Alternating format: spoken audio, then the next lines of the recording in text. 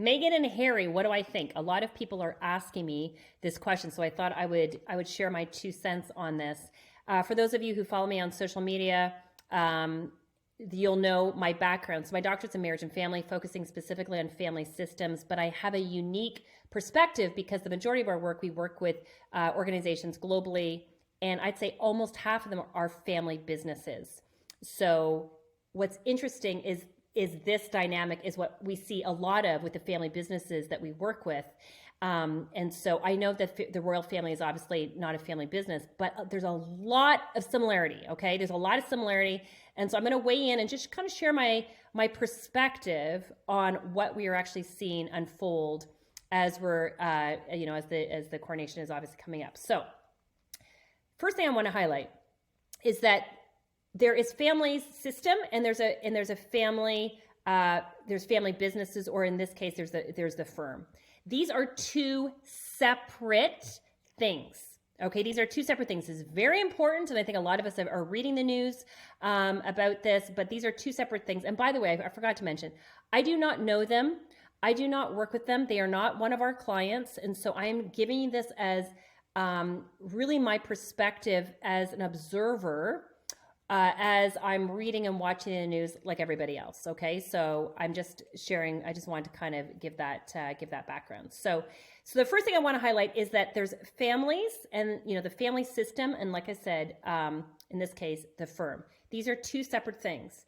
One of the biggest mistakes when we see with a lot of family businesses, so for example, that we work with, is that these two things are kind of like all enmeshed. That, it's a family business, but the family's involved. And so the boundaries are really enmeshed. A lot of the policies are really enmeshed. And one of the first things you want to do is you want to kind of separate this. Okay. So you want to make sure it's really clear. This is the institution, in this case, the firm, and this is actually the family. This is the royal family. These are two separate things. Okay. So really, really, really important. One of the things, for example, that we see with a lot of family businesses is that there is expectation that because it's a family business that you are required or expected to work in that family business. And one of the first things we work with when we're working with family businesses is making sure, did you ask your family members if they want to work? Just because they are a family member, do they have a right? Have they been asked if they actually want to work in the family business? So my question would be, I don't know. Were the boys asked, do they want to work in the firm? Do they want to be a working royal? That would be, I'm just curious, okay? I am speaking from an emotionally healthy perspective. I don't really care if people work or they don't work in that particular dynamic. What I care about is it's very important when we're talking about institutions and systems that people have been asked. Have they been asked, or is it an assumption, a very big assumption, that people actually have that? And we see that all the time in family businesses. You don't want that because meantime, there might be other family members that would love the opportunity to have that title. So you want to make sure you're getting the right person for the job. Okay, so that would be kind of like the first thing actually I'd be super curious about. Second thing is about money. Okay, so again, thinking about these two different systems, family system and then family business, or in this case, the firm. It's really important when we're talking about money. Money is interesting because money money has got a lot of layers to it. There's a lot of power in money. Who controls the money? How that money is shared? Who gets access to that money? And I will share with you from a family systems perspective. If we're looking at emotionally healthy adults, that adults have financial independence. It is very important, whether or not we are 25 years old or we're 50 years old, that people have financial independence, that they are not somehow getting a paycheck from a family member just for the sake of them being a family member. We see this a lot with inheritances. We see this sometimes with trusts. We see this, there's a lot of complications and layers actually to this. But it's very important for somebody's own self-esteem, their own sense of control, and also how the family dynamic actually works to making sure that adults are financially independent. So I will say, as a third party, the fact that Meghan and Harry want to be financially independent is super healthy. It is super healthy. All right. So I'm just sharing with you that perspective. And I'd be recommending this for everybody, that you want to make sure that you are financially independent, because if you're not, then it will impact your decision making. It will impact your resentment. It will impact, there's a lot of complications if somehow we're getting checks from somebody as an adult. So that's the second thing I kind of want to mention. Third thing I want to mention is about communication. So in every family system, you'll see this in family businesses as well, but specifically in family systems, there are what we call unspoken rules. There are things that you just know, you just don't do it. So nobody maybe has told you, or maybe they have told you, but you just kind of, the rules are you don't talk, or the rules are you do talk, or the rules are, there's kind of these unspoken expectations that every actually family has. Some unspoken rules are really healthy. Like, let's keep family family matters private only for our household. That's kind of like a healthy. You don't want to be kind of like sharing it with everybody. So some family unspoken rules are really healthy. Some of them are actually not healthy. But what's challenging is when you've got a family system and all of a sudden you're in the family system and you realize, okay, our unspoken rule is ... Our unspoken rule is we never talk about our feelings. We never talk about real issues. We don't really ever resolve anything. So we just kind of sweep things under the carpet. If that becomes the unspoken rule and somebody's like, intuitively, I just don't think this is really healthy. And then if we try to challenge that unspoken rule, everything kind of hits the fan. So in family systems, when we're talking about a communication, and again, I don't know the royal family. I do not work with the royal family. I'm only speaking specifically with what I have seen and heard. Like all of you, I understand that the expectation, or and maybe it was even actually a spoken rule, is that you don't talk about things. You don't talk about things, and feelings are not listened to or encouraged. And you just kind of, whatever you feel and you think, you just kind of keep it and you kind of stuff it down. The challenge, and we see this over and over again with a lot of families, is that if that is the unspoken rule, and a person, especially if they actually experience trauma, and they kind of push it down, you know what happens? Boom, and the whole thing explodes. And so you look at what's happened over the last couple of years. I've been doing this work for a long time, over 27 years. And I've seen that if a family system's unspoken rule is stuff it down, a person can only stuff it down so long before it kind of goes the other extreme. The challenge is that neither extreme is healthy. It's not emotionally healthy to stuff things down and not talk about things and pretend, just turn a blind eye and just, suck it up. It's not healthy. It's also not healthy to be extremely aggressive or kind of like share it with everybody else. Either extreme is not healthy.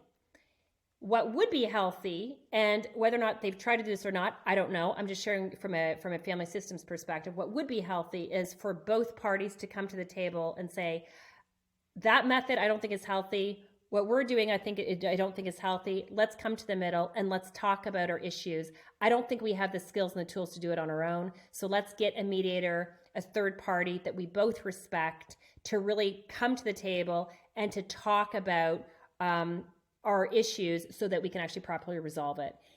When things get so bad and so heated, you really need, any family system needs some kind of a third party to really kind of come to the table to try to kind of bring alignment to both parties. Because there's been pain on both sides, right? When I listen and I read the stories, there's enormous pain on both sides, and a really great mediator or coach can come in and get both parties to share their perspective. It's not like one party's innocent and one part's all good and one part's all bad. In conflict, everybody has a role.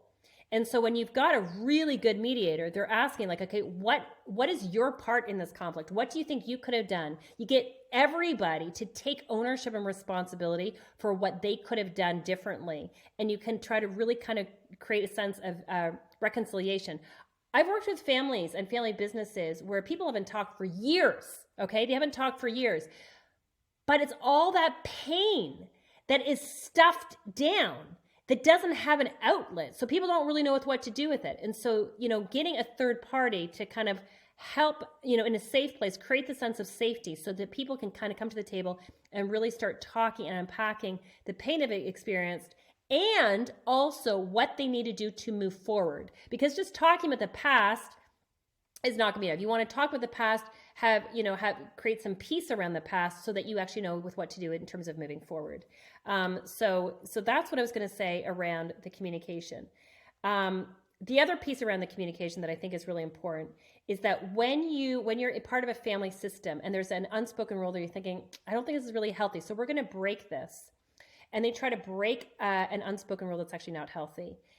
The backlash that family members will get on breaking unspoken rules is unbelievable. I didn't read the book. I didn't read his book. I don't know, okay? But I will say that the absolute hatred that I have read about Harry and Meghan, and I'm not saying that they should have read the book or written the book. I'm not saying that they should. What I wish is that they actually had tried to actually talk directly with their family members. That's what would have been the ideal. I will also say that the hatred and the amount of backlash that has happened because a family, in their case, their new family, they're kind of creating their new family, how they're trying to set boundaries. They're trying to create a new norm. They're trying to say, you know what, we don't like some of these unspoken rules. We don't think they're healthy. Again, I am not condoning the fact that they went and shared everything, okay? What I am saying is they're trying to create some new healthy boundaries in their family system, in their new family system. And so that is often the cost when we break an unspoken rule. Okay, for all of us listening, we can probably think of our own family system about rules that we've actually had, that we've actually broken, and that what the cost. And so we want to make sure that we're breaking the rule in a healthy way, not an unhealthy way. And so it is healthy for families to set boundaries. It is healthy for families to say, yes, I'm going to do that. No, I'm not going to do that. That is healthy. Okay, so I'm trying to give a perspective, hopefully maybe a different perspective on the kind of the whole situation. Final thing I'm going to just say is, do I think that there's hope for this family? 100%. There's hope. I think the fact that Harry is going is a step that he said in a lot of his interviews, he's going there. He wants to support his father. So I think that's him saying, yes, I do want this to get better.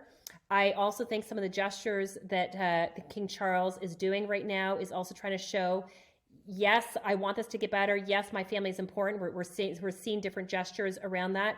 And so I think both parties, I think we went from one extreme to the other extreme, and now the family is trying to figure out what's going to be kind of our new path forward. I think there's some. So, do I think that reconciliation is possible? 100%. But I do think they need to get a third party or third parties that they both respect to help them in that process, because it's very layered and it's very complicated. There's a lot of emotion. And the key thing is you get everybody to take responsibility for what they could have done differently, and also what can they do differently moving forward to bring healing to this family. I believe that healing is possible, reconciliation is possible with the right support and the right tools, but I do believe 100% that it's possible.